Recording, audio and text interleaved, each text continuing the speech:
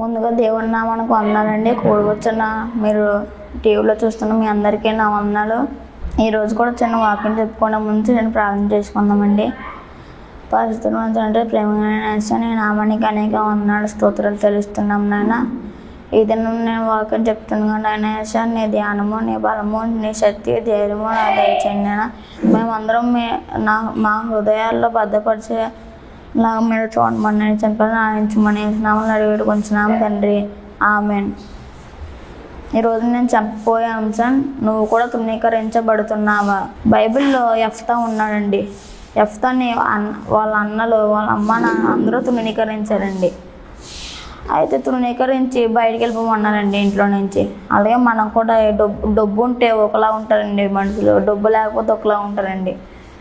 డబ్బు ఉంటే మా కుటుంబం అనుకుంటారండి, డబ్బు లేకపోతే ఇతను ఎవరో మనకు తెలీదు అనుకుంటారండి. అలాగే యెఫ్తాను కూడా అందరూ దోస్తారండి బయటికి, వాళ్ళ అన్నదమ్ములు వాళ్ళందరూ దోస్తారండి. యెఫ్తా తృణీకరించబడ్డాడండి. చిన్న కథ చెప్తానండి. ఒక అడవిలో అంటండి ఒక కుక్క ఉండేదంటండి. ఆ కుక్కకి 10 మంది పిల్లలు పుట్టారంటండి ఒకసారి. అయితే వాళ్ళందరిలో అన్ని కుక్కలు తెల్లగా పుట్టాయి, కానీ ఒక కుక్క మాత్రం నల్లగా పుట్టిందంటండి. అయితే వాళ్ళు అన్నీ అనుకున్నాయంట, ఈ నల్ల కుక్క మన జాతికి కాదు, మన జాతికి చెందింది కాదు, వేరే జాతికి చెందింది, దీన్ని ఎలాగైనా ఇంట్లో నుంచి బయటికి గొంటేయాలి అని అనుకున్నాయంటండి. గిండుదాం అనుకున్నా కానీ వాళ్ళ తల్లికి మాత్రం మనసు ఉండదు కదండి. నల్లదైనా తెల్లదైనా ఏదైనా కానీ వాళ్ళ తల్లి అంటండి వెళ్ళనెత్తలేదంటండి. అయితే వాళ్ళందరికీ వాళ్ళ తల్లి మీద, నల్లకుక్క మీద కోపం వచ్చేసిందంటండి. అయితే ఒకసారి ఆ తెల్ల కుక్కలు ఉన్నాయి కదండి, అవన్నీ ఆ తల్లి కుక్కను చంపేసినాయి అంటండి. మరి ఆ నల్లకుక్క ఒకటి అయిపోతుంది కదండి. అయితే ఒకసారి పడుకున్నాకంటండి ఆ తల్లకుక్కలు వచ్చి దాన్ని కొట్టి ఇంట్లో నుంచి బయటకు గెంటేసినాయి అంటండి. అయితే ఆ కుక్క అలా తిరుగుతూ ఉంటుంటే ఫస్ట్ ఒక మామగారి ఇంటికి వెళ్ళేదంటండి. అయితే ఆ మామగారికి కుక్కలు, పక్షులు, చాలా జంతువులు అంటే ఇష్టం అంటండి. అప్పటికే ఆ ఇంట్లో ఒక రామచిలక ఉండేదంటండి. ఒక రామచిలక ఆ కుక్కతో పాటు ఇంకొక కుక్క కూడా ఉండేదంటండి. అయితే అన్నా కానీ ఈ కుక్కను పెంచుకుందామని తీసుకొని లోపలికి వెళ్ళిన వెంటనే ఆ కుక్క మురుగుతుందంటండి. ఆ కుక్క మురిగేసరికి కింద వెళ్తే దీన్ని చంపేస్తుంది, ఇది పిల్ల కదా అని ఆంటీ ఏం చేసిందంటే చేతిలోనే ఉంచుకుందంటండి. అయితే మరి రామచిలక ఉందన్నాను కదండి, ఆ రామచిలక ఇంట్లో నుంచి బయటకు వెళ్ళిపోని నెత్తి మీద పడుతుందంటండి. చూసారా, వాళ్ళ అమ్మ అన్నదమ్ములే తృణీకరించినా కానీ బయటకు వచ్చేసిందండి.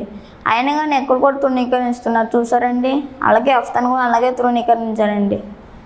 తర్వాత కుక్క అలాగ మళ్ళీ ఆ ఇంట్లో నుంచి కూడా బయటికి వెళ్ళి కొన్ని రోజులు తిరుగుతా ఒక అంకుల్ వాళ్ళ ఇంటికి వెళ్ళిందంటండి.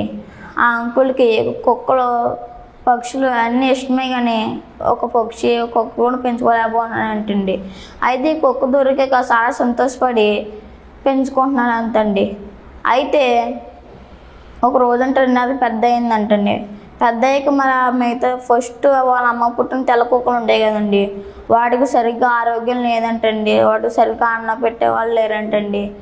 అయితే ఈ బక్క సిక్కిపోయి ఒక్కొక్కటి చచ్చిపోతా ఉన్నాయంటండి. లాస్ట్కి ఒకటి మిగిలిందంటండి.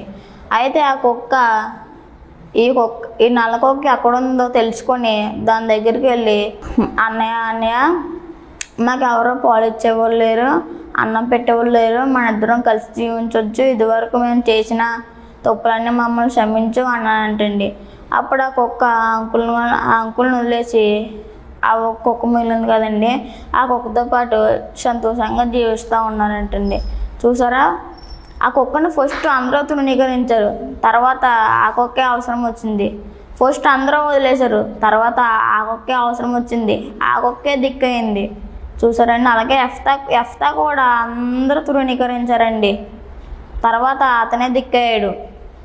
తర్వాత అమ్మోనీయులు వాళ్ళ మీదకి యుద్ధానికి వచ్చినప్పుడు సైన్యం అంత ఎక్కువ లేదండి, వాళ్ళు యుద్ధం చేయలేరు.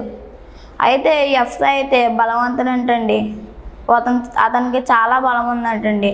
అతనైతే అమ్మోనీయుల ప్రజల్ని చంపేయగలడు అని ఆ యెఫ్తాని పిలుద్దామని ఆ యెఫ్తా దగ్గరికి వెళ్ళి, యెఫ్తా అమ్మోనీయులు మా మీదకి యుద్ధానికి వస్తున్నారు, ఎలాగైనా నువ్వు వాళ్ళని చంపేయాలి అని అన్నాడంటండి.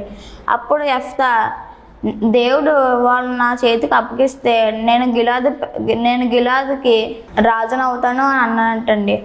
అప్పుడు గిలాదు పెద్దలు అన్నాడు, సరే నువ్వు ఆ అమ్మోనీయుల ప్రజలను చంపితే నిన్ను గిలాదుకి రాజుగా చేస్తాను అని అన్నాడంటండి. అది బైబిల్లో ఉంటుంది చూడండి. న్యాయాధిపతులు 11వ అధ్యాయము 9-10 వచనాలు. అందుకు యెఫ్తా, అమ్మోనీయులతో యుద్ధము చేయుటకు మీరు నన్ను గిలాదుకు తిరిగి తీసుకొని పోయిన మీదట యెహోవా వారిని నా చేతికి అప్పగించిన ఎడల నేను మీకు ప్రధానవుదునా అని గిలాదు పెద్దలతో అడగగా, గిలాదు పెద్దలు, నిశ్చయముగా మేము నీ మాట చొప్పున చేయుదుము, యెహోవా మన అభయము మధ్యను సాక్షిగా ఉండునుగాక అని యెఫ్తాతో అనిరి.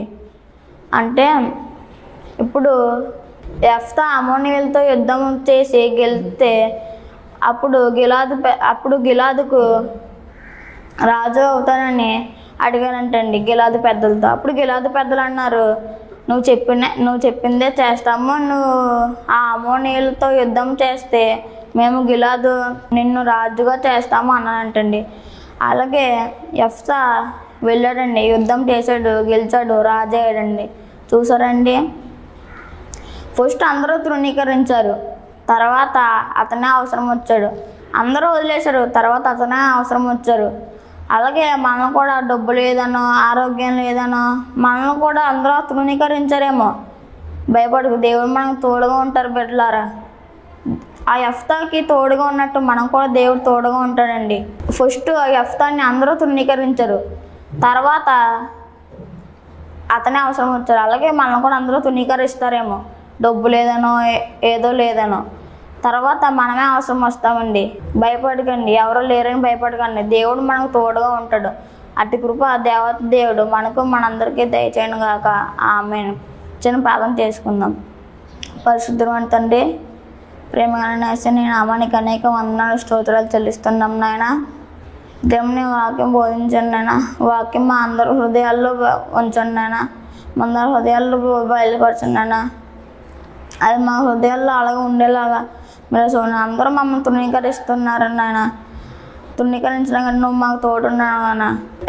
ఆ యెఫ్తాని అందరూ తృణీకరించారు, మళ్ళీ అతనే అవసరం వచ్చారు నాయన. అలాగే మమ్మల్ని కూడా అందరూ తృణీకరిస్తున్నారు, వాళ్ళ మీద పై చేయి ఉండేలా మీరు చూడమని యేసు నామములో అడిగి వేడుకొంచున్నాము తండ్రి. ఆమేన్. Praise the lord.